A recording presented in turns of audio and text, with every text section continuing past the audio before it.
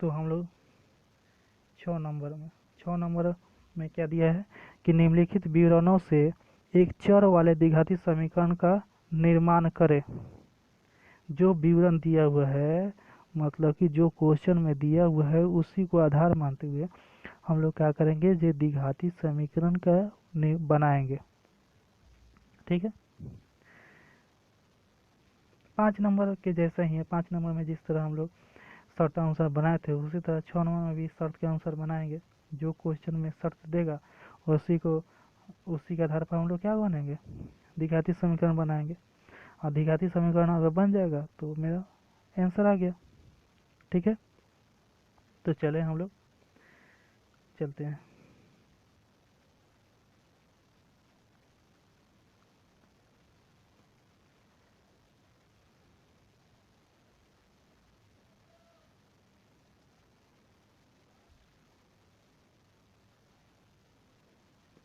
क्या है, एक आयताकार क्षेत्र के विकर्ण की लंबाई 15 मीटर है तथा उसकी लंबाई चौड़ाई की अपेक्षा 3 मीटर अधिक है। ठीक है, क्या आयताकार आयताकार कैसा होता है, जिसका लंबाई चौड़ाई अलग अलग होता है, लेकिन इस तरह होता है।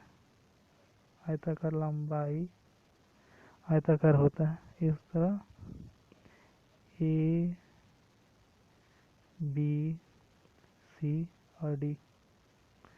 ए बी सी डी क्या है, एक आयताकार, मतलब आयताकार एक क्षेत्र है। तो हम लोग को बताया गया है यहाँ पर कि एक आयताकार क्षेत्र के विकर्ण की लंबाई 15 मीटर है। यानी विकर्ण मतलब कि अगर बीडी को मिलाएंगे तो ये क्या है, बीडी एक विकर्ण है। आयताकार क्षेत्र ए बी सी डी का विकर्ण क्या है, बीडी है। ठीक है, तो विकर्ण यहाँ पर दिया है कि 15 है, यानी ये 15 है, ये 15 है, 15। ठीक है, 15 मीटर है तथा उसकी लंबाई चौड़ाई की अपेक्षा 3 मीटर अधिक है। लंबाई क्या है, चौड़ाई से 3 मीटर ज़्यादा है। तो अगर हम लोग चौड़ाई अगर x मीटर मानेंगे तो लंबाई 3 मीटर ज़्यादा है, माने x+3 हो जाएगा। तो हम लोग को पाइथागोरस के फार्मूला के अनुसार क्या होता है कि लंबाई का स्क्वायर करेंगे इंच प्लस चौड़ाई का स्क्वायर करेंगे तो वह विकर्ण के स्क्वायर के बराबर हो जाता है। यानी चौड़ाई का स्क्वायर प्लस लंबाई का स्क्वायर को जब जोड़ दिए तो वह विकर्ण के स्क्वायर के बराबर होगा। विकर्ण कितना दिया है, 15 मीटर दिया है, तो 15 का स्क्वायर कर दिया। ठीक है, अब हम लोग क्या करेंगे, ये a प्लस बी के होल स्क्वायर के रूप में तोड़कर यहाँ पर लिखेंगे और मेरा इस तरह बनेगा। अब 15 का स्क्वायर मतलब 15 का वर्ग करने पर 225 आता है। ठीक है, अब हम लोग तो सबको 225 को लेफ्ट हैंड साइड ले जाएंगे तो मेरा ये इक्वेशन बनेगा। ठीक है, यहाँ पर 2 कॉमन हो रहा है, 2x स्क्वायर प्लस 6x में 2 कॉमन हो रहा है, तो कॉमन होकर बन रहा है कि x स्क्वायर प्लस 3x बन रहा है। ठीक है, अब प्लस 9 माइनस 225 मतलब 225। अब आगे देखते हैं हम लोग क्या करेंगे। हम लोग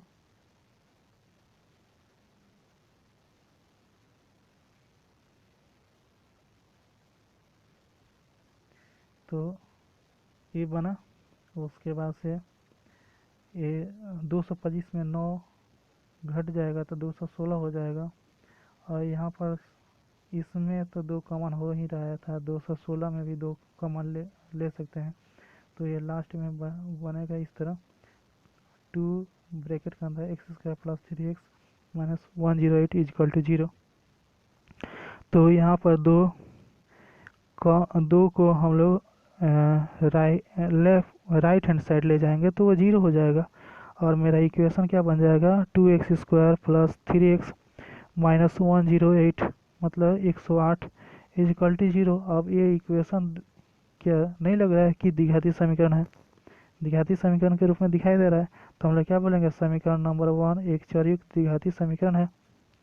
ठीक है, अब हम लोग 6 का 2 नंबर देखेंगे, 6 का 2 नंबर कैसे होगा।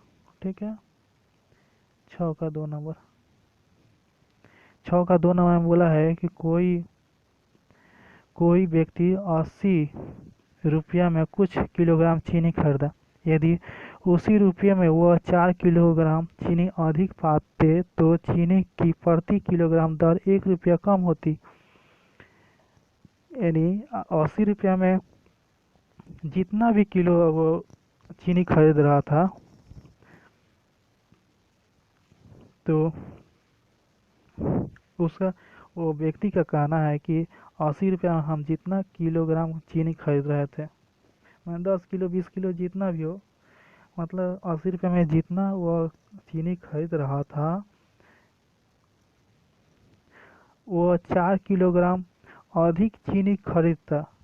कब खरीदता? जब जितना रुपया में खरीद रहा था वो उससे 1 रुपया कम में वो अगर खरीदता, मतलब कि 80 रुपया में, मान लेंगे जो 80 रुपया में वो 1 kg, हमको मालूम तो नहीं है जो कितना केजी हुआ, चाहे कितना किलोग्राम हुआ चीनी खरीदता है, तो हम लोग मानना पड़ेगा जो 80 रुपया में वो 1 किलोग्राम चीनी खरीद रहा है। तो 80 रुपया में 1 किलोग्राम चीनी खरीद रहा है, तो जितना रुपया में वो खरीद रहा है, जितना किलो खरीद रहा है, तो जितने रुपये में खरीद रहा है और जितना किलो खरीद रहा है तो उससे भाग कर दिया जाता है ना, तो वो एक किलो का कितना दाम हो रहा है वो पता चल जाता है। ठीक है, तो 80/x कर देंगे तो हमको मालूम चल जाएगा कि 1 किलोग्राम चीनी का कितना रुपया होगा। ठीक है, तो वही यहाँ पर दिया हुआ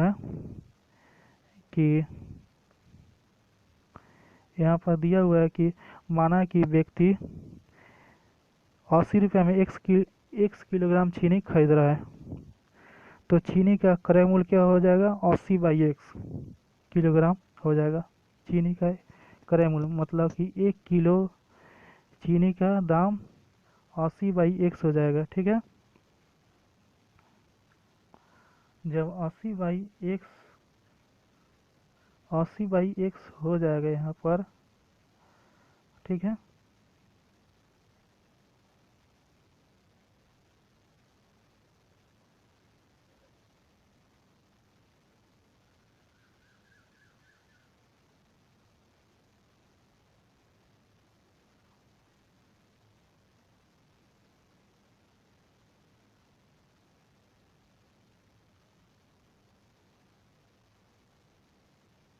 अस्सी बाई एक्स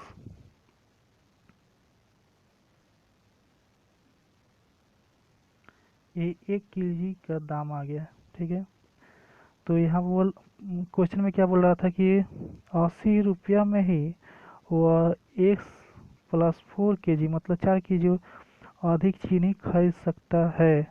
कब खरीद सकता है? जब दाम 1 रुपया कम हो। यानी हमको 80 रुपया में 80/x+4 अगर भाग कर देंगे तो दाम निकल जाएगा। जो अगर मान लीजिए जो 20 रुपया में हम 10 kg कोई चीज़ खरीद रहे हैं, तो 20 रुपया में खरीद रहे हैं, तो 10 से हम भाग करेंगे तब ना पता चलेगा जो 1 kg का कितना दाम पड़ेगा, 2 रुपया। अगर हमको 20 रुपया में ही अगर 12 kg खरीद रहे हैं तो 20/12 करेंगे तो हमको मालूम चल जाएगा ये कितना 1 किलोग्राम का कितना दाम हो रहा है। ठीक है, तो उसी तरह अगर 80 रुपये में 4 kg x+4 kg अगर अधिक खरीद रहा है तो वह दाम कितना होगा, कब मालूम चलेगा? जब 80 में x+4 से भाग करेंगे। ठीक है, तो शर्त के अनुसार क्या हो जा रहा है कि जो 80/x मतलब 80/x और 80/x+4 ये 80/x+4 में 1 जोड़ेंगे तो 80/x का के बराबर होगा, क्योंकि 80/x क्या है, 1 रुपया ज़्यादा है, और 80/x+4 क्या है, 1 रुपया कम है। तो बराबर करने के लिए हम लोग को क्या करना है, एक 1 जोड़ना पड़ता है। तो 80/x+4 को हम लोग दूसरा साइड में ले जाएंगे तो इस तरह का इक्वेशन बनेगा, यानी पहला वस्तु का क्रय मूल्य माइनस दूसरा वस्तु का, मतलब पहला वस्तु का दाम, और दूसरा दूसरा दूसरे मतलब दूसरा जो दाम निकला है उसको घटाने पर एक का अंतर आ रहा है। ठीक है, यहाँ पर क्या किया गया है कि 80 को कॉमन ले लिया गया है, क्योंकि 80 क्या है, इसमें कॉमन है। उसके बाद से लॉसर लेकर काटा गया है, काटने पर इस तरह आया है। और उसके बाद आगे देखेंगे,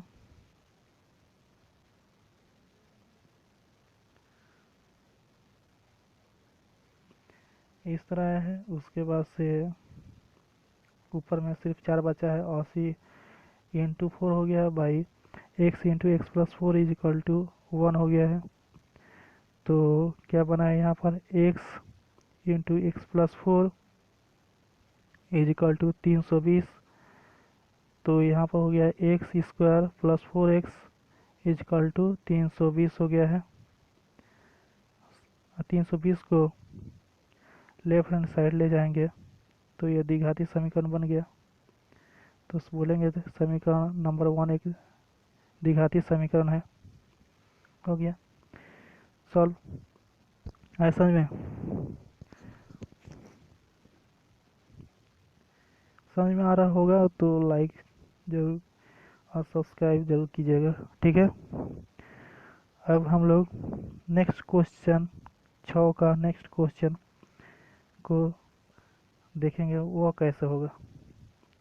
6 का 3 नंबर क्वेश्चन देखते हैं। ये 6 का 3 नंबर में क्या दिया है, यहाँ पर ट्रेन और स्टेशन के बीच के दूरी के आधार पर यहाँ पर क्वेश्चन दिया हुआ है, जिसको हम लोग क्या करेंगे, द्विघाती समीकरण के रूप में बदलेंगे। ठीक है, तो यहाँ पर दिया हुआ है कि 2 स्टेशनों के बीच की दूरी 300 किलोमीटर है। एक रेलगाड़ी पहले स्टेशन से समान वेग से मतलब कि वेग में, मतलब कि उसके स्पीड में कोई अंतर नहीं होगा, समान वेग से दूसरे स्टेशन की तरफ गई। यदि उसका वेग 5 किलोमीटर प्रति घंटा अधिक होता तो दूसरे स्टेशन पर पहुंचने में 2 घंटा कम समय लगता। ठीक है, मतलब कि दो स्टेशन के बीच की तो दूरी दे दिया है, कितना है, 300 किलोमीटर। और एक रेलगाड़ी पहले स्टेशन से समान वेग से दूसरे स्टेशन की तरफ गई, मतलब कि कोई भी एक स्टेशन है और उसके बगल में दूसरे का स्टेशन पड़ रहा है और उसके बीच की दूरी क्या है, 300 किलोमीटर है। अब पहला स्टेशन से वह खुली और दूसरा स्टेशन पर उसको रुकना है, तो वह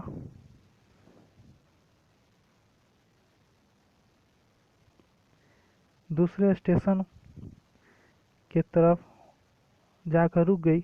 लेकिन यहाँ पर क्या कंडीशन दिया है, शर्त क्या दिया है कि अगर वह 5 किलोमीटर अधिक वेग से वह जाती तो वह उसको 2 घंटा कम समय लगता।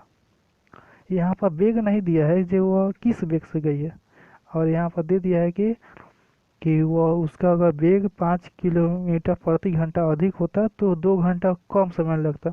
मतलब कि जितना उसका पहले वेग था, वो जिस वेग से वो जा रही थी उस वेग से अगर 5 किलोमीटर और उसका वेग हो जाता तो उसको जितना समय लग रहा था पहले, उससे 2 घंटा कम समय लगता।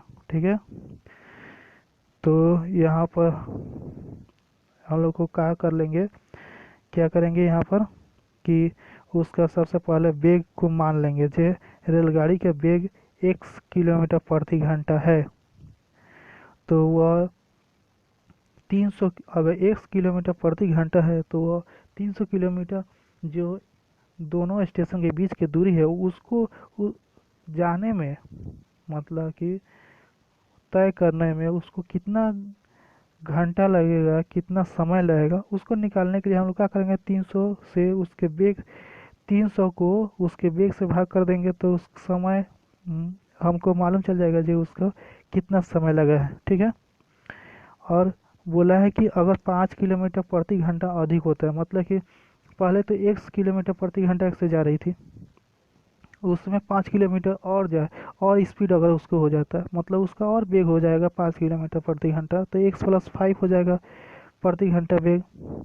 तब उसको जाने में 2 घंटा कम समय लग रहा है। मतलब कि हमको अगर सबसे पहले क्या है निकालने के, जो अगर उसका 1 + 5 किलोमीटर प्रति घंटा वेग है तो उसको कितना समय लग रहा है, तो 300 को हम लोग 1 + 5 से भाग करेंगे। जब 300 को 1 + 5 से भाग करेंगे तो वो निकलेगा, समय निकलेगा जे अब कितना उसको समय लग रहा है। जब 5 किलोमीटर प्रति घंटा के वेग वो ट्रेन बढ़ा दे रही है अपन, तो कितना लग रहा है। लेकिन इस क्वेश्चन में एक और चीज़ दिया हुआ है कि उसको जो पहला वेग है और दूसरा का वेग है जो बढ़ाने से बढ़ाया गया है उसके द्वारा जो तय किया गया है दूरी, मतलब 300 किलोमीटर जो दूरी तय किया गया है, इन दोनों वेग के द्वारा तय किया गया दूरी से जो समय हो रहा है वह समय का अंतर 2 घंटा के बराबर है। ठीक है। तो यहाँ पर तो शर्तानुसार हम लोग क्या करेंगे कि 300 by X, 300 300/x minus 300/x + 5 is equal to 2 हो जाएगा। ठीक है। मतलब कि जब वो पहले वाला वेग से जा रही थी तब जो समय लगा और दूसरा का जब वह 5 किलोमीटर वेग बढ़ा दे रही है रेलगाड़ी, तब उसको जो समय लग रहा है उसका अंतर कितना है, 2 के बराबर है। ठीक है। अब यहाँ पर क्या करेंगे, 300 को कॉमन लेंगे, X 1/x minus 1/x + 5 is equal to 2 हो जाएगा। 300 को 2 के नीचे ले जाएंगे तो 2/300 हो जाएगा। 2 से 300 को काटेंगे तो 150 हो जाएगा। और लेफ्ट हैंड साइड में लॉसा लेंगे तो x × x + 5 हो जाएगा। ऊपर में क्या आ जाएगा, x कट जाएगा, ऊपर में 5 आ जाएगा। 5/x × x + 5 is equal to 1/150 हो जाएगा। क्रॉस मल्टीप्लिकेशन करेंगे तो x × x + 5 is equal to 750 हो जाएगा। ठीक है।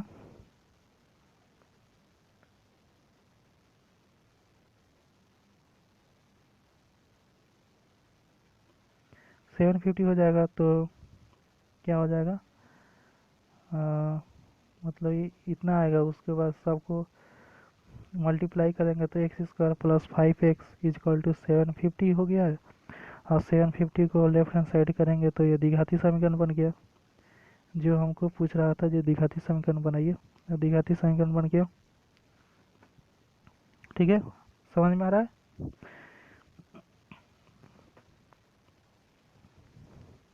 समझ में आ रहा होगा तो लाइक कीजिएगा और चैनल को सब्सक्राइब कीजिएगा। और जो भी अगर कहीं पर नहीं समझ में आ रहा है, कहीं दिक्कत है, किसी प्रकार का कोई प्रॉब्लम है तो ज़रूर बोलिएगा, हम उसको और बेहतर तरीके से और अच्छा तरीके से बताने की चेष्टा करेंगे और बेहतर तरीके से आपको सॉल्यूशन सॉल्व करके सॉल्व करके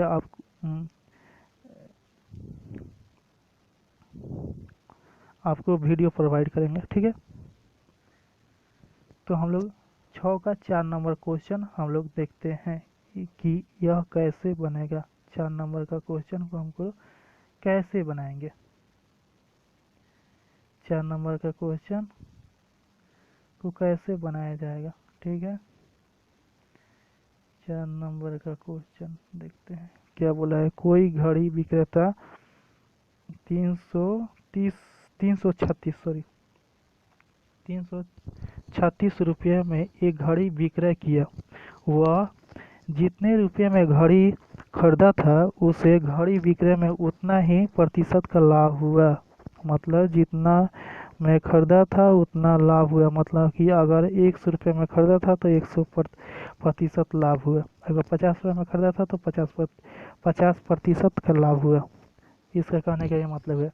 तो हमको मालूम नहीं है जो घड़ी कितना में खरीदा था, तो हम लोग पहले तो घड़ी का क्रय मूल्य मान लेंगे। ठीक है, घड़ी का क्रय मूल्य कितना हो गया? घड़ी का क्रय मूल्य मान लिया कि 100 रुपया है। तो जब 100 रुपया है तो उसका प्रतिशत लाभ भी तो 1% का लाभ होगा। जब x और x का 1% का लाभ दोनों को जोड़ देंगे तो उसका विक्रय मूल्य निकल जाएगा। ठीक है, ये विक्रय मूल्य निकल गया। तो विक्रय मूल्य निकल गया, लेकिन ये बोल रहा है कि वो जो घड़ी बेचा है वो 336 रुपये में बेचा है। तो ये विक्रय मूल्य के बराबर हम लोग बराबर 336 कर दिए हैं। ठीक है, 336 हो गया है। शर्त के अनुसार x प्लस एक्स इंटू वो x बाई 100 इजकल टू 336। ठीक है,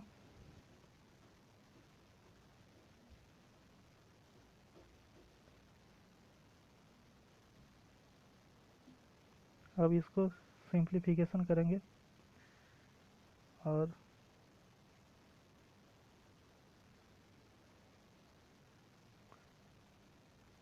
सिंप्लीफाई करेंगे, सरलीकरण करेंगे और द्विघाती समीकरण के रूप में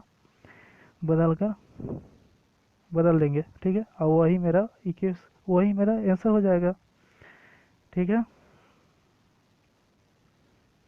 तो ये आया। उसके बाद से हम लोग क्या किए, जे x इंटू एक्स मतलब हो गया एक्स स्क्वायर और बाई 100 इस तरह हो गया इजकल टू इतना, और लॉसा लेंगे तो इतना आ गया।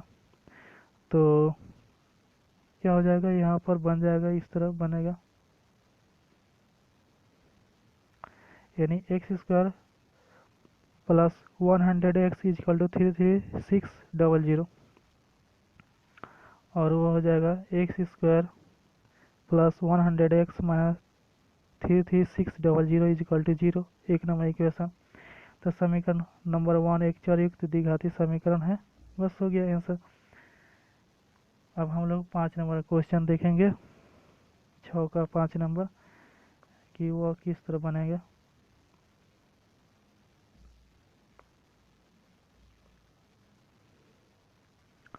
6 का 5 नंबर,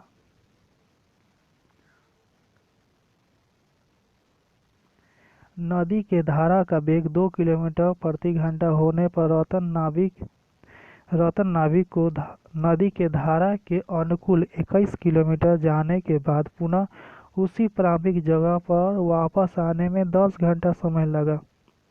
तो हम लोग मान लेंगे जो वह नौका का वेग 1 किलोमीटर प्रति घंटा है, क्योंकि यहाँ पर नौका का वेग नहीं दिया है, वो सिर्फ दिया है कि धारा का वेग दिया है। धारा का वेग दिया है मतलब नदी जिस वेग से बह रही है उसका वेग दिया है, लेकिन नाव कितना वेग से जा रहा है, नाव का वेग कितना है वो नहीं दिया है। तो हम लोग को नाव का वेग यहाँ पर मानना पड़ेगा।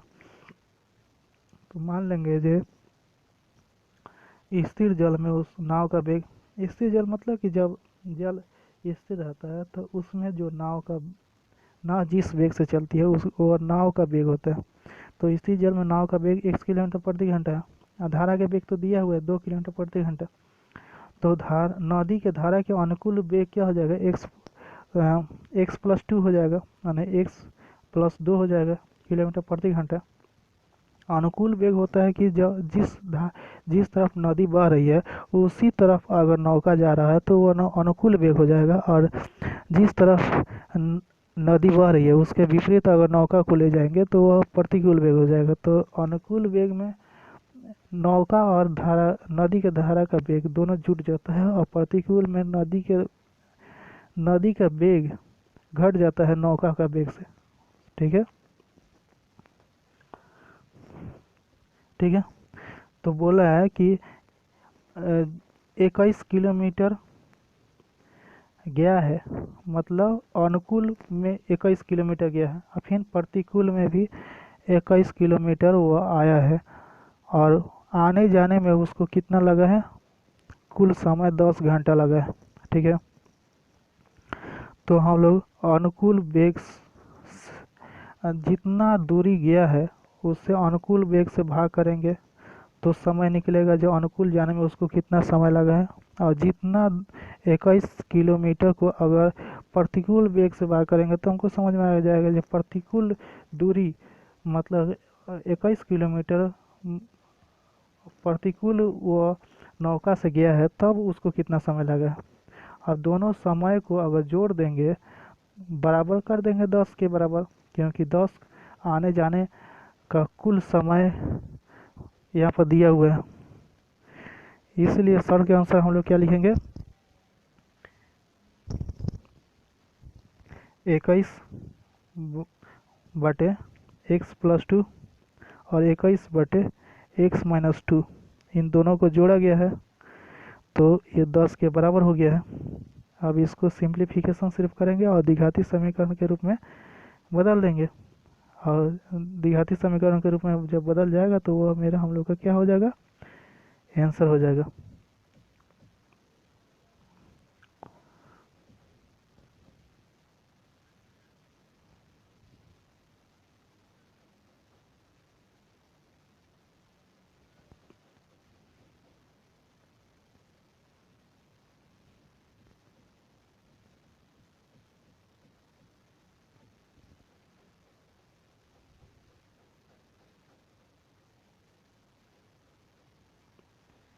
ठीक है, तो 21/x+2 प्लस 21/x-2 = 10, ये तो समझ में आ रहा। इसमें क्या है, 21 कॉमन है। ठीक है, 21 कॉमन है तो 21 को कॉमन ले लिए हैं, उसके बाद से ब्रैकेट के अंदर में 1/x+2 प्लस 1/x-2 लॉसर लेकर इस तरह हुआ है, उसके बाद से काट ओट कर 2x/x² -4 =